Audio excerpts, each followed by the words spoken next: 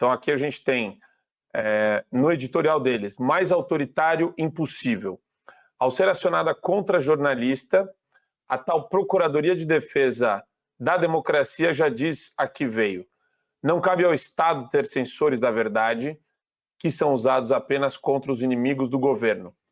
Essa Procuradoria Nacional de Defesa da Democracia, da AGU, da Advocacia Geral da União, ela foi criada em maio desse ano. E eu fico, professor, surpreso, queria ouvi-lo a respeito das entidades de classe, da Associação de Advogados da União, da Associação de Procuradores da União, de representantes da União, servidores públicos da União.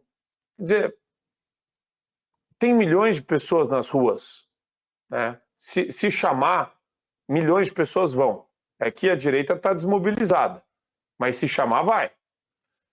Só que eu vejo em termos de terceiro setor, organização da sociedade civil, eu não consigo ver essa organização sistêmica, sistemática, para ocupar os espaços e defender, né, a liberdade de imprensa, a liberdade de expressão constantemente. Parece que a direita é episódica e a esquerda é constante, em termos de organização.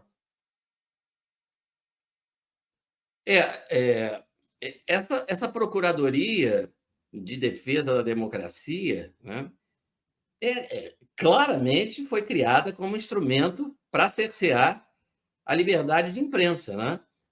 Vejam, ela é um departamento, né, criado pelo governo Lula dentro da Advocacia Geral da União.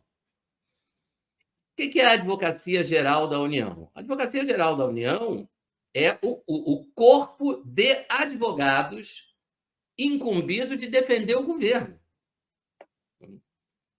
Por exemplo, se você processa o governo federal pedindo uma indenização porque o governo federal lhe teria causado algum tipo de dano, né, cabe a essa procuradoria, ou melhor, cabe à Advocacia Geral da União fazer a defesa da pessoa jurídica da União, né, ou seja, a defesa do governo federal, no âmbito do processo judicial. Então, é a representação judicial da União, do governo federal. Né? Isso não tem absolutamente nada a ver, né, com censurar ou processar jornalistas por qualquer opinião eventualmente emitida por eles, né, no exercício da sua função. Isso não tem absolutamente nada a ver com os objetivos para os quais foi criada, foi instituída a Advocacia Geral da União. Né? Antes de 88, essa função era exercida pela Procuradoria-Geral da República, pelo Ministério Público Federal, e havia uma confusão entre as funções de Ministério Público, que não são funções de advocacia, né, de defesa de pessoa jurídica ou de pessoa física, com a função de advocacia de defesa da União. E aí foram separadas as instituições e a Advocacia Geral da União foi criada para isso, para defender o governo federal, defender no âmbito, né, de processos judiciais. Né? Então, assim, é um projeto autoritário e o que a gente vê, né, não é um projeto mais, né, já é uma realidade, né, implantada. E, curiosamente, está praticando, eu não sei direito, não tive tempo de verificar o contexto desse editorial do Estadão, a que fato específico ele se refere, né? Mas essa procuradoria está agindo como órgão de repressão, como órgão de persecução, que é a função da polícia e do Ministério Público. A função de persecução penal, de repressão a eventuais crimes, praticados no âmbito do exercício da função de jornalista, essa função é do Ministério Público. Se o crime for de ação pública, é função do Ministério Público. Se o crime for de ação privada, calúnia, difamação e injúria, é ação privada, é função da vítima, se quiser se sentir ofendida, processar o jornalista.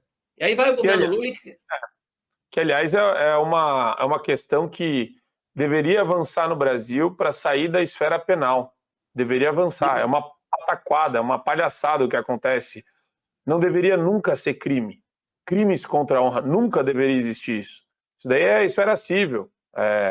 Quer Sim. indenização? Porque daí você já junta. Você não precisa de um juiz do GCRIM analisando o teu caso com aquela cara de saco cheio, porque é crime de menor potencial lesivo, e daí vai todo mundo pro GCRIM lá, e daí aparece a porcaria do Ministério Público, com todo respeito, que não tem função nenhuma de estar naquele processo, e como custos legis ele transaciona em seu nome.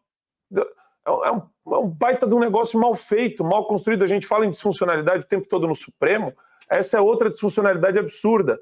Os únicos crimes que crimes contra a honra, que eles gostam de julgar são de grandes personalidades. Daí eles dão atenção. Agora, quando é vizinho falando mal da vizinha nas redes sociais, família, pessoal, eles não dão a menor pelota. Aí chega o Ministério Público e transaciona.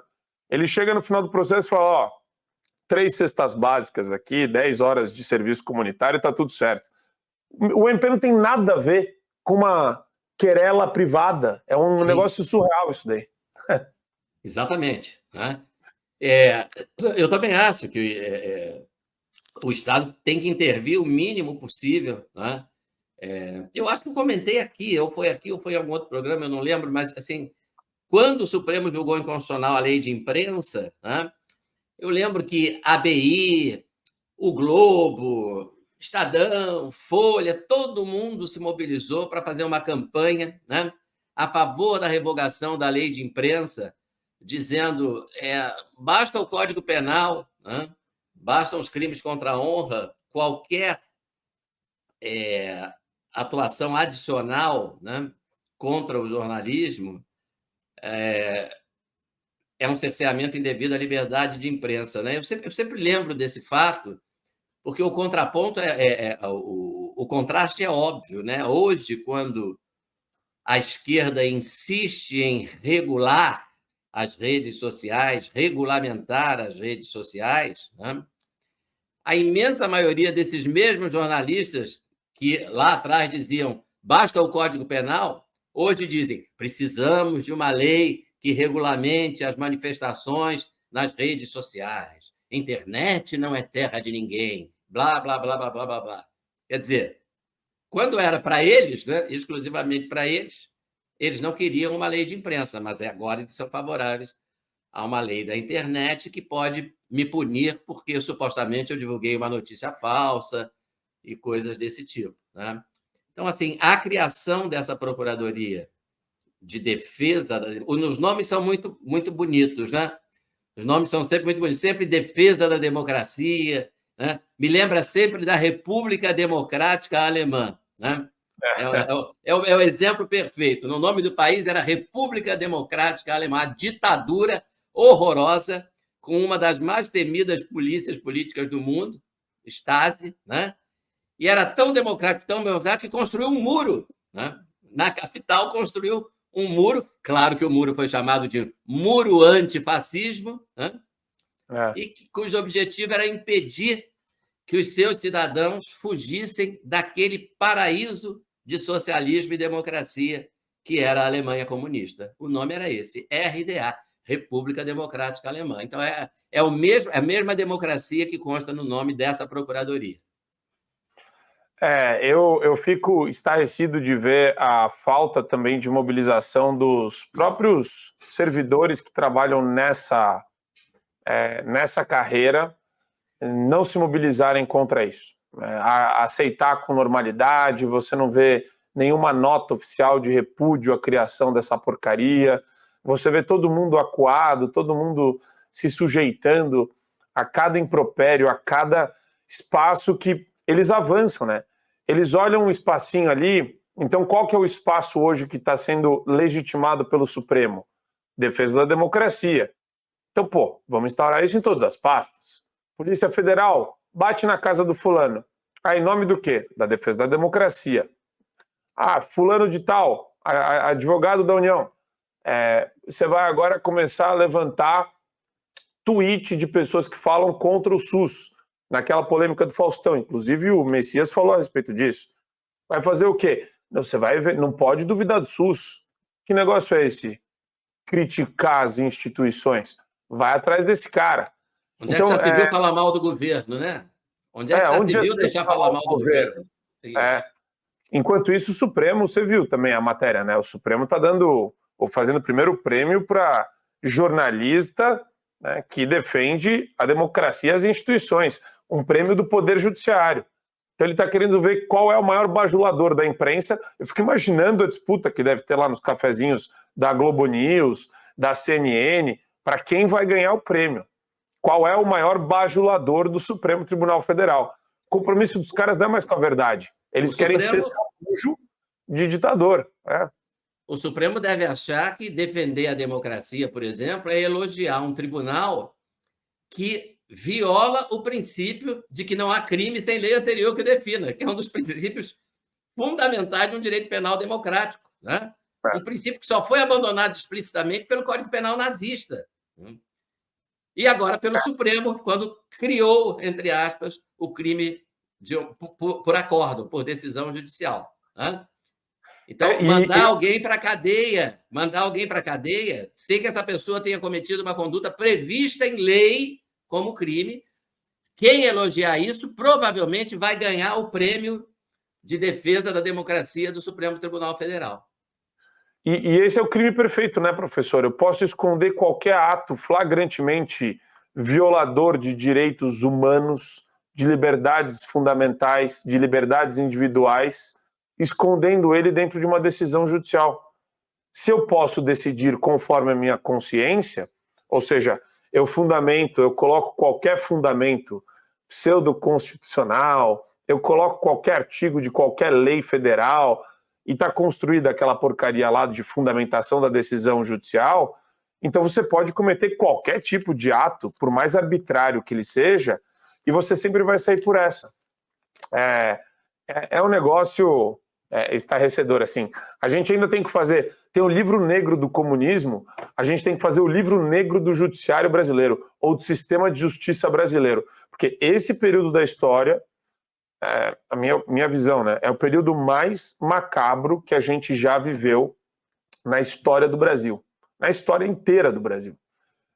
Não dá para... A gente retrocedeu...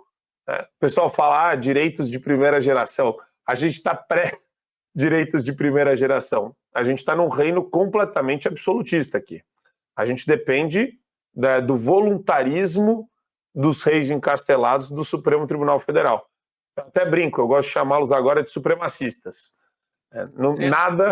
Nada vai além da decisão individual de cada um que está lá no Supremo. Sim. Professor, eu quero aproveitar... pode falar. Não, só para dizer que foi quando a minha querida amiga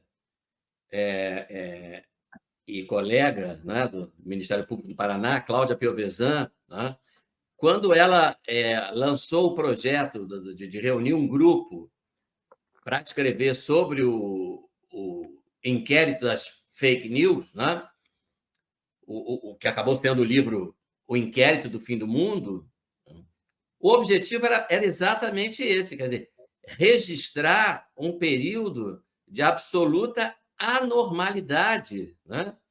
Para que as pessoas daqui a 10 anos, 20 anos, 30 anos, vejam, olha o ponto a que nós chegamos aqui em termos de ilegalidades cometidas pelo Supremo Tribunal Federal. Né? E depois, com o mesmo objetivo, né, basicamente o mesmo grupo, fez o Sereis como Deuses, o outro livro, né, cujo subtítulo é O STF e a Subversão da Justiça Brasileira. Então, era esse o... Eu lembro muito bem que, quando a gente discutia como seria o projeto, eu falei, eu não quero fazer obra jurídica, pelo amor de Deus, né? Não quero fazer livro para bacharel em direito, para estudante de direito, não, eu quero um livro que o leigo abra e veja, caramba, olha só que coleção de ilegalidades aqui praticadas, né, sob o pretexto de defesa da democracia, né? Isso tem que ficar registrado, porque esse período vai ser sempre lembrado, e não vai ser lembrado, acredito eu, de uma forma positiva na história do Brasil.